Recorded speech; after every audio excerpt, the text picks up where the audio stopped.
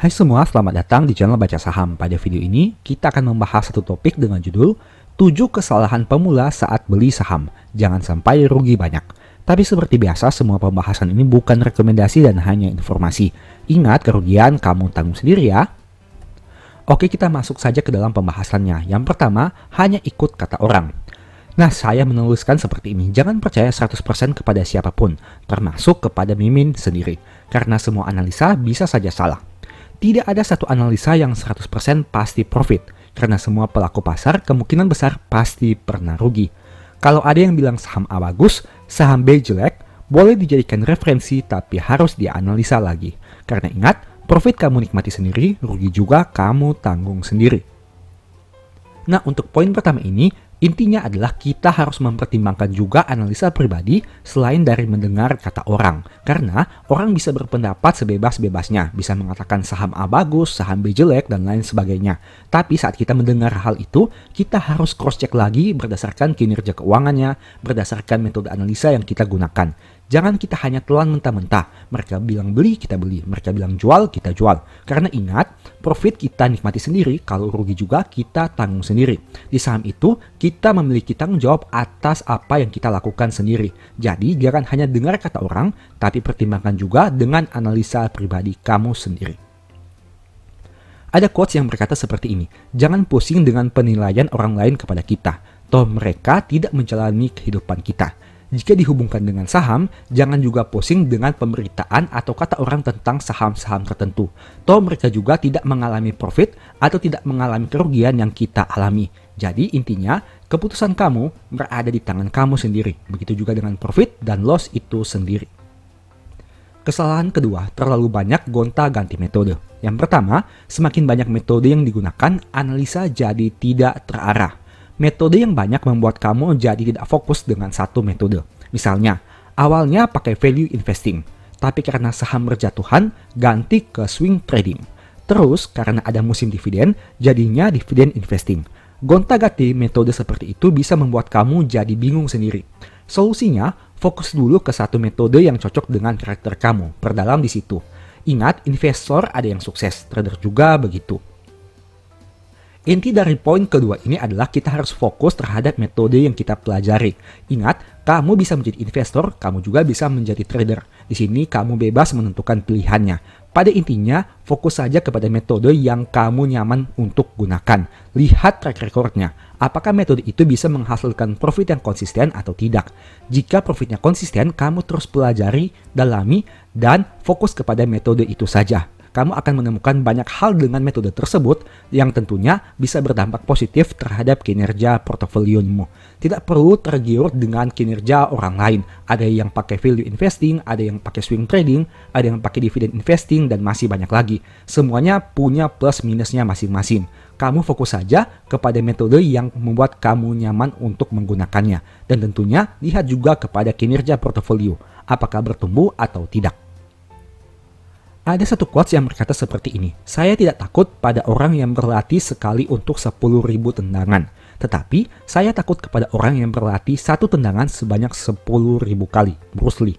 Kamu tentu sudah pernah mendengar quotes ini, yang artinya kita fokus saja kepada kemampuan kita, kelebihan kita. Kita tidak perlu terlalu menghiraukan aspek-aspek lain dibanding apa yang kita miliki. Karena bisa saja, jika apa yang kita miliki itu kita fokuskan, kita asah terus-menerus, akan ada saatnya itu jauh lebih bermanfaat dibandingkan kita fokus kepada berbagai banyak metode yang ada di pasar modal ini.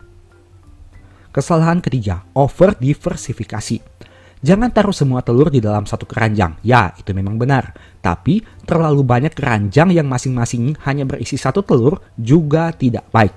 Terlalu banyak pilih saham membuat portofolio jadi tidak optimal. Saham naik puluhan persen, tapi nyatanya porto hanya naik 1%. Dengan diversifikasi, kamu memang meminimalisir resiko. Tapi ingat, minimalisir resiko tidak hanya dengan diversifikasi. Ada juga beberapa cara lain. Nah, inti dari poin ketiga ini adalah memang diversifikasi itu penting, tapi jangan kamu terlalu banyak diversifikasi atau over diversifikasi. Semakin banyak diversifikasi yang kamu membuat, akan membuat peningkatan portofolio menjadi tidak optimal. Tentu saja saham yang meningkat 100% dari 3 saham akan jauh berdampak dibandingkan 10 saham yang naik 100% satu sahamnya. Nah, itu merupakan contoh dari diversifikasi yang terlalu berlebihan. Semakin banyak saham yang kamu miliki, kenaikan dari satu saham itu tidak akan berdampak signifikan terhadap total portofolio. Nah, untuk diversifikasi ini memang merupakan salah satu cara untuk meminimalisir risiko. Tapi banyak juga cara yang bisa dilakukan, seperti money management dan lain sebagainya. Kamu juga bisa mengatur investment atau trading plan kamu sehingga risiko menjadi lebih rendah, tidak hanya fokus kepada diversifikasi saja. Ada suatu quotes yang berkata seperti ini.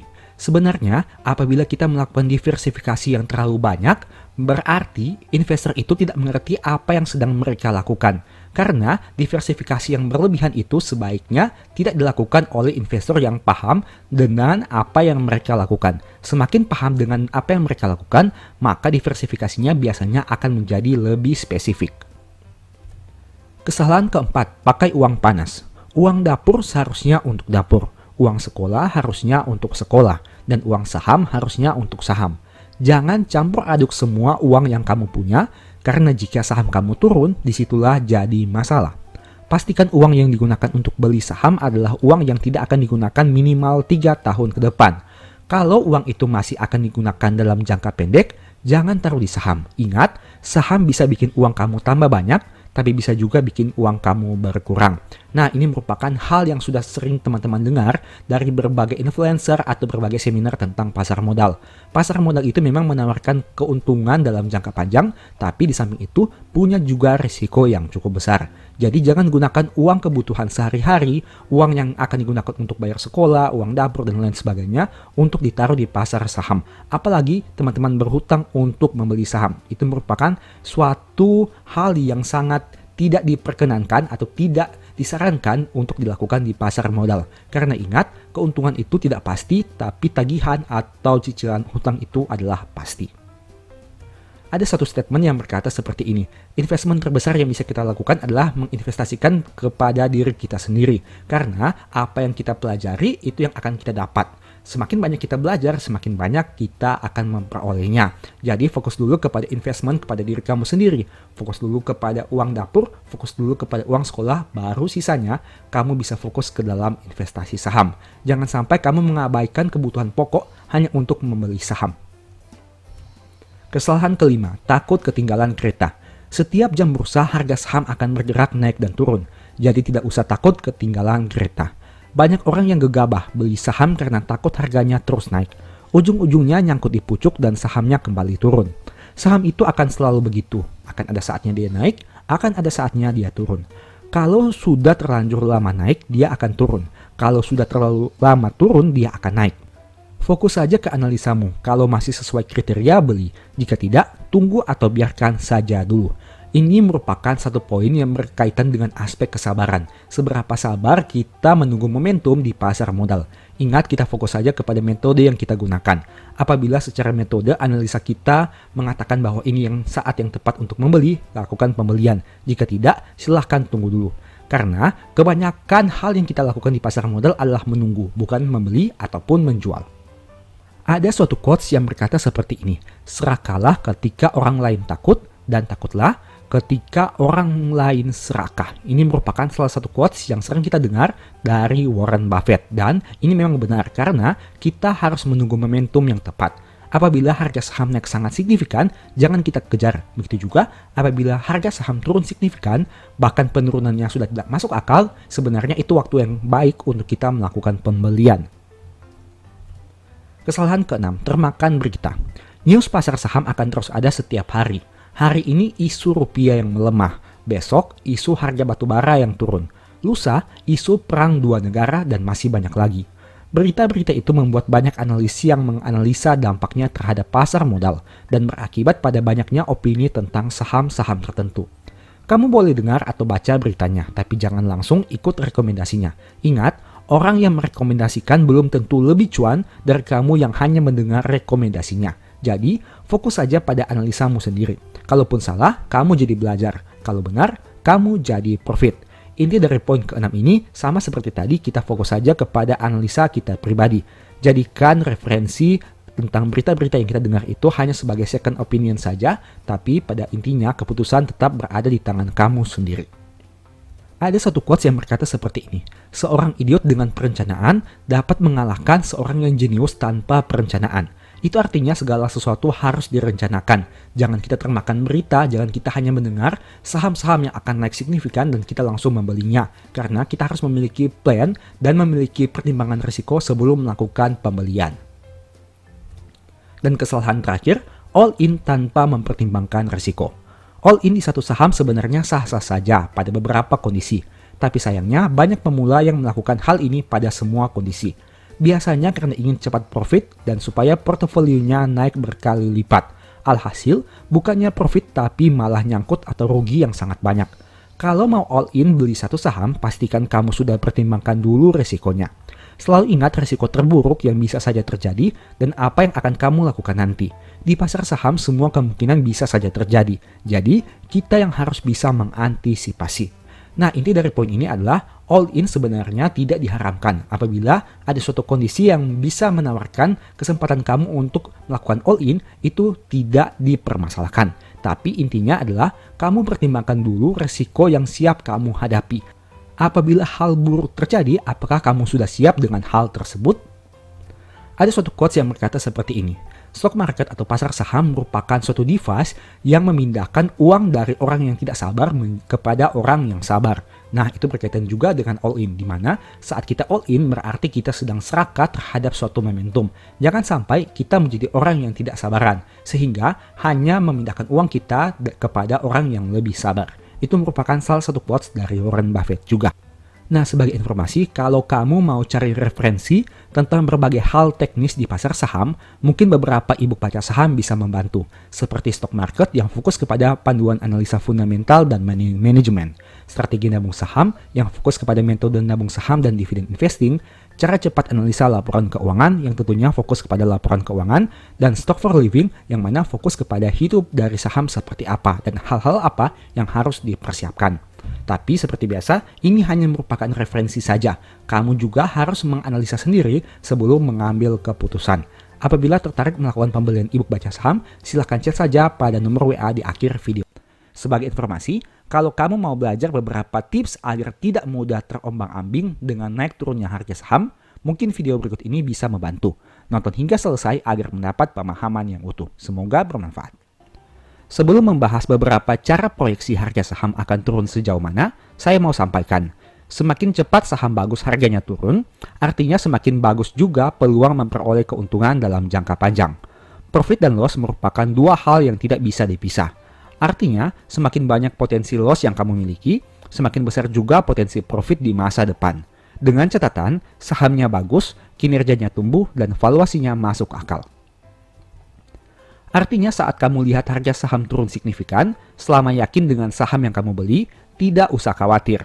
Logikanya, mau saham turun sampai sejauh mana, kalau uang yang kamu gunakan itu adalah uang dingin, artinya tetap saja uang itu belum akan dibutuhkan dalam waktu dekat. Kalau begitu, kenapa harus takut dengan harga yang turun hanya dalam waktu beberapa bulan? Selain itu, pastikan saham yang kamu beli itu bagi dividen dengan yield yang menarik. Jadi, meski harga turun tidak masuk akal, kamu tetap dapat passive income rutin setiap tahun. Kalau dividen yang diterima sudah lumayan dan bisa digunakan untuk healing kecil, sah-sah saja dana itu kamu gunakan untuk menenangkan psikologi atau melakukan average down. Tidak ada yang salah dengan dua pilihan tadi, selama itu bisa membuat psikologimu menjadi tenang. Karena terkadang, saat harga turun signifikan, logika kita menjadi tidak rasional.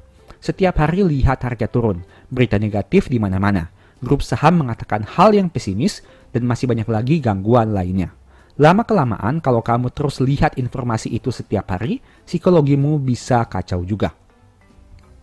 Cara terakhir yang bisa kamu lakukan, kalau dana average down sudah terlanjur habis, tapi semoga masih ada ya, sudah yakin saham yang dibeli bagus dan valuasinya masuk akal, serta perusahaan bagi dividen rutin setiap tahun, yang bisa kamu lakukan adalah uninstall semua aplikasi dan informasi yang berhubungan dengan saham. Kemudian, lanjutkan pekerjaanmu seperti biasa. Nanti, kalau sudah ada dana untuk average down, baru install lagi online tradingnya dan lakukan average down sesuai planning yang sudah dibuat. Ingat, jangan all in. Cara ini bisa dikatakan menjadi cara terakhir agar psikologi tidak kacau. Biasanya saham akan turun hingga bulan September atau Oktober, tergantung juga nama sahamnya. Jika saat ini masih bulan Juni, berarti masih ada beberapa bulan yang akan membuat psikologimu kacau. Dibanding kamu jadi berpikir tidak rasional, masih lebih baik menjauhkan diri dari pasar modal untuk sementara waktu. Kamu bisa lihat histori tahun 2008 dan 2020, yang mana harga saham terjun bebas. 1-2 tahun kemudian, harganya normal kembali. Jadi, terkadang kita tidak perlu analisa yang hebat, hanya butuh kesabaran yang lebih kuat. Nah, sekarang saya mau sharing 3 tips yang bisa kamu lakukan untuk sekedar memproyeksikan penurunan harga saham bisa sejauh apa. Tentu saja disclaimer on. Cara ini tidak pasti menjamin angka harga saham. Bisa saja harganya tidak turun sedalam itu, tapi bisa juga turun lebih dalam lagi. Yang jelas, dengan punya proyeksi, kamu setidaknya punya gambaran di masa depan, sehingga bisa membuat antisipasi yang tepat. Sebagai contoh, saat saya buat video dengan thumbnail di bawah ini, harga terendah BRI di tahun 2024 adalah 4.570. Saat disampaikan analisa di video ini, ada beberapa orang yang tidak setuju dan mengatakan bahwa tidak mungkin harga BRI turun di bawah 4.500. Bagaimana kenyataannya? Saat video ini dibuat, harga terendah BRI sudah di angka 4.310. Artinya, saham ini masih terus turun entah sampai harga berapa. Jadi, kita tidak boleh langsung menolak setiap informasi yang ada. Tapi lihat dulu apakah informasi itu masuk akal dan ada dasar analisanya atau tidak. Karena semua hal kita tidak tahu. Begitu juga dengan saya. Analisa saya bisa benar, tapi banyak juga yang keliru. Jadi, semua yang dilihat di video ini akan terus belajar dari waktu ke waktu. Begitu juga dengan saya. Intinya pasar modal ini sangat dinamis. Kehebatan kita saat ini belum tentu bisa hebat dalam 10 tahun ke depan. Jadi, tidak ada salahnya untuk terus belajar dan menambah ilmu. Oke, sekarang mari kita langsung masuk saja ke dalam inti pembahasan. Pertama, melihat penurunan harga beberapa tahun sebelumnya. Poin pertama yang bisa dilakukan untuk memperkirakan harga saham bisa turun sejauh mana adalah dengan melihat penurunan beberapa tahun sebelumnya. Kemudian, diproyeksikan di tahun sekarang. Misal, ini merupakan kinerja harga saham BRI sejak tahun 2019.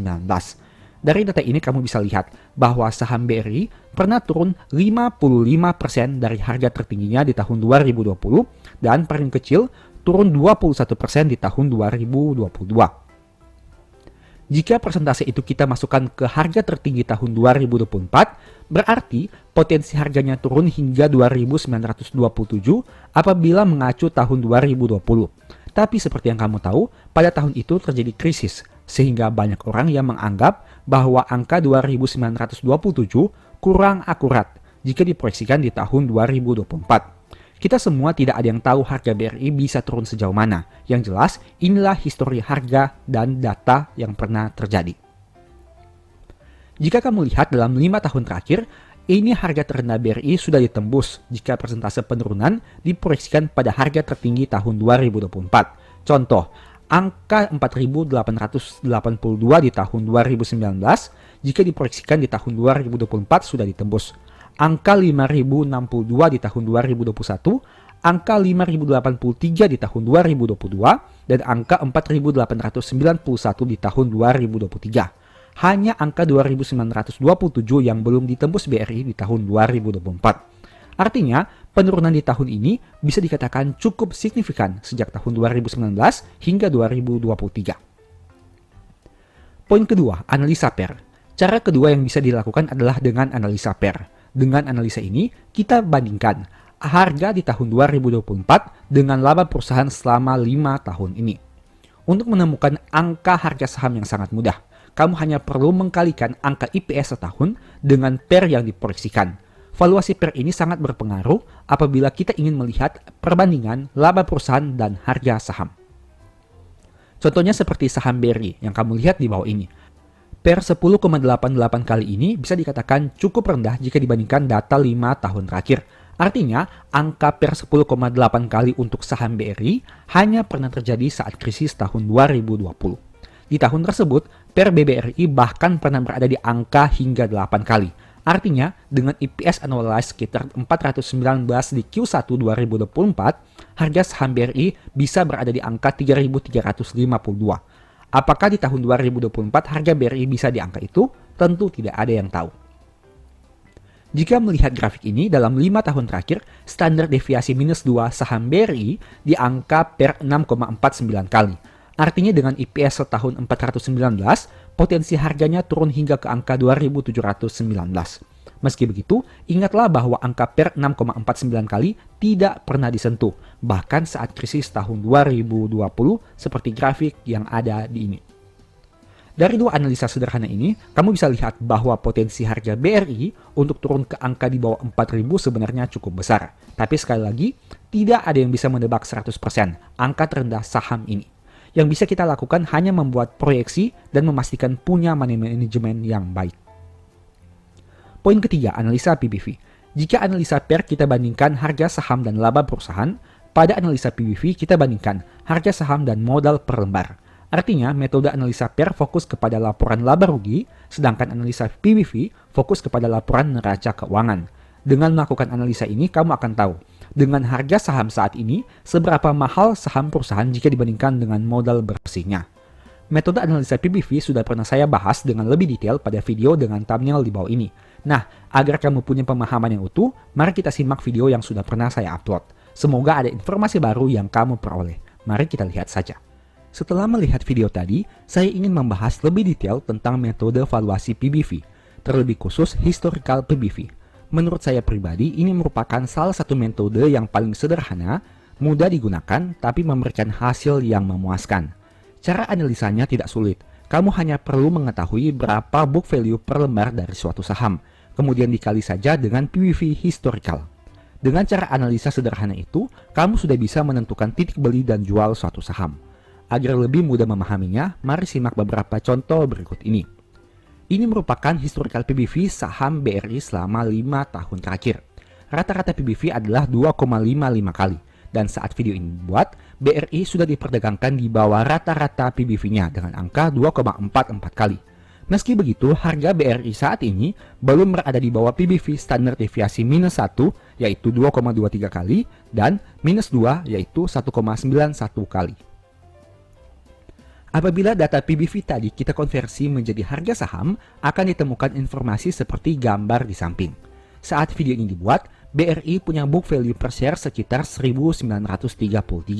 Dengan angka PBV pada tampilan sebelumnya, artinya rata-rata PBV BRI berada pada angka 4.929. Menarik untuk dibeli jika di bawah angka tersebut, dan menarik untuk dijual jika berada di angka tersebut. Lebih jelasnya kamu bisa lihat pada kotak berwarna merah untuk area belinya dan kotak berwarna hijau untuk area jualnya. Kedua, ini merupakan historical PBV saham ASII selama 5 tahun terakhir. Rata-rata PBV adalah 1,44 kali dan saat video ini dibuat, ASI sudah diperdagangkan di bawah rata-rata PBV-nya dengan angka 0,92 kali. Bahkan, harga ASII saat ini sudah menyentuh PBV standar deviasi minus 2.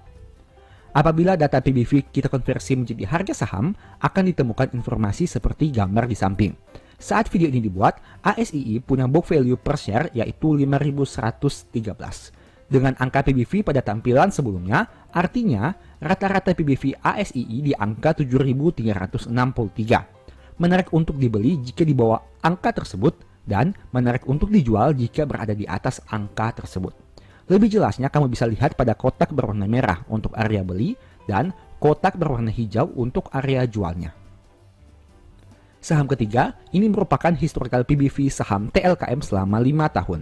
Rata-rata PBV adalah 3,36 kali dan saat video ini dibuat, TLKM sudah diperdagangkan di bawah rata-rata PBV-nya dengan angka 2,05 kali. Bahkan, harga saat ini sudah berada di bawah PBV standar deviasi minus 2 yang mana berada pada angka 2,34 kali. Artinya, sudah sangat rendah secara historical PBV. Apabila data PBV tadi kita konversi menjadi harga saham, akan ditemukan informasi seperti gambar di samping ini. Saat video ini dibuat, TLKM punya book value per share sebanyak 1.432. Dengan angka PBV pada tampilan sebelumnya, berarti rata-rata PBV TLKM di angka 4.812. Menarik untuk dibeli jika di bawah angka tersebut, dan menarik untuk dijual jika di atas angka itu. Lebih jelasnya kamu bisa lihat pada kotak berwarna merah untuk area beli dan kotak berwarna hijau untuk area jualnya. Saham keempat adalah ITMG, dan ini merupakan historical PBV selama 5 tahun terakhir. Rata-rata PBV-nya adalah 1,31 kali, dan saat video ini dibuat, ITMG sudah diperdagangkan di bawah rata-rata PBV-nya. Meski begitu, harga ITMG saat ini belum berada di bawah PBV standar deviasi -1 dan bahkan -2. Apabila data PBV tadi kita konversi menjadi harga saham, akan ditemukan informasi seperti gambar di samping. Saat video ini dibuat, ITMG punya book value sebanyak 24.097. Dengan angka PBV pada tampilan sebelumnya, berarti rata-rata PBV ITMG adalah 31.567. Menarik untuk dibeli jika di bawah angka itu, dan menarik untuk dijual jika di atas angka itu. Lebih jelasnya kamu bisa lihat pada kotak berwarna merah untuk area beli dan kotak berwarna hijau untuk area jualnya. Meski metode historical PBV ini sederhana dan mudah digunakan, tapi metode ini punya beberapa kelemahan yang harus kamu pertimbangkan. Pertama, historical PBV akan bergantung pada durasi waktu yang digunakan. Mungkin orang yang pakai durasi waktu 1 tahun, angka PBV historical akan berbeda dengan mereka yang gunakan durasi waktu 5 tahun, begitu juga seterusnya. Kedua, apabila perusahaan memiliki corporate action yang mempengaruhi ekuitas, misalnya pembagian dividen, tentu saja hal itu akan berdampak pada nominal book value, apakah signifikan atau tidak. Ketiga, setiap orang punya asumsi standar PBV yang berbeda. Ada yang mengatakan PBV 2 kali masih murah, ada juga yang mengatakan sudah mahal. Memang teknik valuasi juga harus melihat kondisi perusahaan. Semakin besar perusahaannya, sewajarnya valuasinya menjadi tidak sangat murah lagi. Agar kamu lebih paham, mari kita bahas satu persatu secara cepat. Pertama, durasi waktu melihat historical PBV. Gambar di atas merupakan periode historical PBV BRI selama 5 tahun, sedangkan gambar di bawah memiliki durasi hanya 1 tahun. Apabila menggunakan durasi waktu 5 tahun, yaitu gambar di atas, rata-rata PBV adalah 2,55 kali. Tapi, apabila menggunakan durasi waktu 1 tahun, rata-rata PBV menjadi 2,8 kali. Dengan kata lain, jika menggunakan durasi waktu 5 tahun, harga BRI pada PBV rata-rata adalah 4.929. Sedangkan apabila menggunakan durasi waktu 1 tahun, harga BRI pada PBV rata-rata menjadi 5.412. Perbedaan yang cukup signifikan, dari 5.400 menjadi 4.900. Di sini saya baru membahas tentang PBV rata-rata, belum membahas juga tentang standar deviasi dari PBV tersebut. Dengan perbedaan angka rata-rata PBV ini, tentu akan berpengaruh kepada harga saham yang akan dianalisa. Orang yang menggunakan durasi waktu 5 tahun di saham BRI akan memiliki rata-rata PBV lebih konservatif dibanding mereka yang hanya pakai durasi waktu 1 tahun. Perbedaan itu muncul karena periode waktu yang digunakan, namanya saja rata-rata. Berarti, angka yang digunakan harus dibagi rata berdasarkan durasi waktunya. Poin kedua, corporate action. Gambar di samping ini merupakan cuplikan dari laporan keuangan BRI per Q1 2024. Kamu bisa lihat bahwa ada laporan yang khusus membahas tentang perubahan ekuitas, dan salah satu komponennya adalah pembagian laba dividen yang saya stabilo ini. Nah, dividen ini merupakan salah satu corporate action yang akan berpengaruh kepada ekuitas perusahaan, meskipun harus dilihat lagi apakah pengaruhnya signifikan atau tidak. Sebagai contoh, berdasarkan data di samping, kamu bisa lihat bahwa ada komponen pembagian laba dividen sekitar 34,89 yang berpengaruh terhadap total ekuitas pemilik entitas induk Bank BRI. Artinya, apabila ekuitasnya berkurang, hal itu akan berpengaruh kepada book value per lembar yang juga berdampak kepada harga PBV yang menjadi semakin tinggi. Begitu juga sebaliknya. Apabila ada corporate action yang membuat ekuitas bertambah, hal ini akan berpengaruh pada book value per lembar dan juga berdampak kepada angka PBV yang semakin rendah. Ingat, angka PBV berasal dari dua faktor, yaitu price dan book value. Apabila price tetap tapi book value berkurang, otomatis PBV jadi bertambah. Sebaliknya, apabila price tetap tapi book value bertambah, otomatis PBV akan berkurang. Logika sederhananya seperti itu. Jika kamu belum paham, silahkan ulangi lagi pembahasan ini dan disimak baik-baik. Poin ketiga, asumsi standar PBV.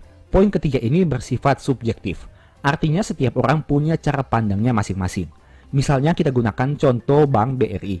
Dengan book value per lembar di angka 1933, orang yang tertarik beli saham ini pada PBV 2 kali akan melakukan pembelian saat harganya berada di angka 3.866. Sedangkan mereka yang punya standar PBV di angka 2,5 kali sudah membelinya pada harga 4.832.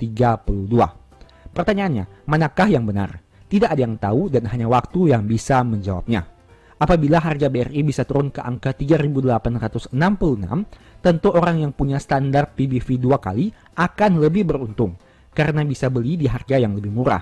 Tapi apabila BRI tidak turun ke angka itu dan berbalik naik, mereka yang beli di PBV 2,5 kalilah yang menjadi lebih beruntung karena sudah punya sahamnya kemudian harga naik.